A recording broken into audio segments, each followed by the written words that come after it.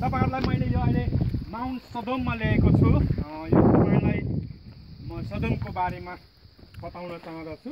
तर तपाईलाई बताउनु भन्दा अगाडि यो बारे बुझ्नुहोस् भनेर म तपाईलाई बताउन गइरहेको छु। यो जुन माथि पिलर छ नि, यो माथि दुईटा छुटेको पिलर छ नि है, त्यसलाई चाहिँ दुधको श्रीमती खम्बा भएको भनेर उनीहरूले एउटा मानेको छन् हैन। यो बाइबलको घटना चाहिँ त्यही चाहिँ नुनको खम्बा हैन, तर उनीहरूले यो अहिले के भनेको एउटा के भन्छ यस्तो नमुना। यो जुन अहिले प्लेन एरिया छ, हामी अझै तल गयौँ भने यहाँ चाहिँ पोटासियम फ्याक्ट्री छ। अर्को चाहिँ दिदीबहिनीहरूले अथवा दाजुभाइले यो साबुनहरू सेम यस्तो केहरू छ नि कस्मेटिक सामानहरू हामी त्यसलाई पनि पाउँछौँ। त्यो फ्याक्ट्री छ त्यहाँ, यहाँबाट उत्पादन गर्छ। यहाँबाट सबै पोटासियमहरू क्याल्सियमहरू सबै लान्छ, त्यहाँ उनीहरू फ्याक्ट्री छ। अनि यो ठाउँमा चाहिँ पहिले आजभन्दा करिब 1800 ले 2000 3800 वर्ष अगाडि यहाँ चाहिँ 5वटा सहर थिएछ। ठुल्ठुलो 5वटा सहर अथवा 5 त्यतिकै सहर भनेको चाहिँ राज्य, 5वटा राज्यहरू थिएछ। त्यसमध्येमा बाइबलमा एकदम प्रख्यात सबैले थाहा पाउने चाहिँ सदोम र गमोरा। सदोम र गमोराको मानिसहरूले यति साह्रो यो ठाउँमा विकास गरेको रहेछ। उनीहरूले विकास गर्दा गर्दा उनीहरूको दिमागले के भन्छ भ्रष्ट भएछ अथवा आचरणहीन। अनि यिनीहरू आफ्नो सोसाइटीमा कस्तो विकास गरेछन् भने होमोसेक्सुअल अहिले अमेरिका विकासको चरम बिन्दुमा छ नि है। तर देशमा के छ त अर्को पनि यहाँ विवाहलाई दिएको छ नि। नेपालमा पनि अहिले के म्यारेजहरू यस्तो कुराहरू यो गमोरामा पतित भएको थियो। र अब्राहम भन्छ यो यहुदीहरूको पिता पुर्खा अब्राहमको भतिजो लुत। अनि यिनीहरू काका भतिज छुटेर लुत चाहिँ यो तराई मैदानमा आयो। त्यतिखेर यहाँ हरियाली थिएछ। यो चाहिँ पछि आगो गन्धकले डढाएपछि केही पनि यहाँ भएन, सफा भयो। यो ठाउँमा चाहिँ यिनीहरूले विकास गरे। म तपाईँलाई छोटो बाइबलमा नै भन्ने छु। यहाँ हेर्नुहोस् न, सदोम र गमोराको घटना यस्तो थियो र आज तपाईँलाई मैले यहाँ ल्याउनु पाएकोमा खुसी लागेको छ। तपाईँहरू जब जानुहुने त आफ्नो देश आफ्नो गाउँ घरमा तपाईँहरूले पास्टरले भनेको तपाईँले बाइबल पढ्नुभएको कुरा र त्यो भएको ठाउँमा म पुगेँ भन्नु सक्नुहुन्छ होइन। एउटा गौरव पनि तपाईँलाई हुनेछ। यहाँ उत्पत्ति 19 अध्यायको म 12 देखि 27 सम्म पढ्नेछु, 26 सम्म पढ्नेछु। तब ती दुई मानिसहरूले लुतलाई भने, दुई मानिस भनेको स्वर्गदूत, तिमीसँग यहाँ अरू कोही छ जुवाई कि छोराछोरीहरू अथवा सहरमा तिम्रा अरू जो भए पनि तिनीहरूलाई लिएर यस ठाउँबाट निस्केर जाऊ, किनभने हामी यस ठाउँलाई नष्ट पार्नेछौँ। किनकि यहाँका मानिसहरूको विरुद्धमा उठेको आवाज परमप्रभुको अघि यति ठुलो भएको छ कि यस सहरलाई सर्वनाश गर्न परमप्रभुले हामीलाई पठाउनु भएको छ। यसै कारण आफ्ना छोराछोरीहरूलाई विवाह गर्न माग्ने ज्वाइँहरू कहाँ गएर लुतले भने उठ यस ठाउँबाट गइहाल, किनभने परमप्रभुले यो सहर नष्ट पार्नुहुनेछ। तर ज्वाइँहरूलाई त तिनले ठट्टा गरे जस्तो लाग्यो। उज्यालो हुन लाग्दा ती दूतहरूले लुतलाई यसो भनेर आचरण लगाए, उठ तिम्रो स्वास्नी र यहाँ भएका तिम्रा दुई छोरीहरूलाई लिएर गइहाल, नत्र त यस सहरले पाउने सजायमा तिमी पनि भस्म हुनेछौ।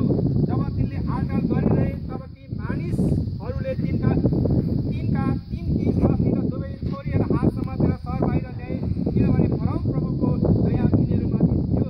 तिनीहरूलाई बाहिर ल्याएपछि उनीहरूका एकजनाले भने, आफ्नो ज्यान जोगाउनलाई भाग, पछाडि फर्केर नहेर र बेसीमा कतै पनि नअडिकन तर पहाडतिर भाग, नत्र त तिमीहरू भस्म हुनेछौ।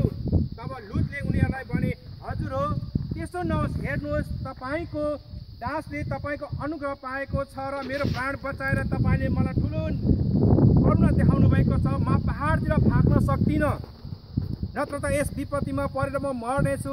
हेर्नुहोस्, त्यो सहर भाग्नलाई नजिकै छ र त्यो सानो पनि छ, मलाई त्यहाँ भाग्न दिनुहोस्। त्यो साह्रै सानो छैन र यहाँ गएर मेरो प्राण बाँच्ला। उनले तिनलाई भने, हेर, यस विषयमा मैले तेरो बिन्ती ग्रहण गरेँ। तैँले भनेको सहरलाई चाहिँ म भस्म पार्ने छैन। चाँडो गरेर त्यहाँ त भागिजा, किनभने त त्यहाँ नपुग्नुन्जेल म केही गर्न सक्दिनँ। यसरी त्यस सहरको नाउँ सोहोर राखियो। यो सोहोर भनेको चाहिँ अघि हामी पौडी खेला अलिक ओह्रो आएपछि यहाँ एउटा सानो थियो नि एउटा लफाटा घर, त्यो ठाउँलाई चाहिँ सोहोर। यहाँ पनि एउटा सहर रहेछ, तर यहाँ त्यहाँको भन्दाखेरि त्यहाँ धेरै सानो सहर जस्तो यहाँ अब 600 700 एउटा सहर थियो भने त्यहाँ 50 150 घरहरू थिएछन्। त्यो सहरमा चाहिँ लुट जान चाह्यो। परमेश्वरले चाहिँ के भन्नुभएको थियो, तिमी पहाडतिर जाऊ, तिमी पहाडमा जाऊ,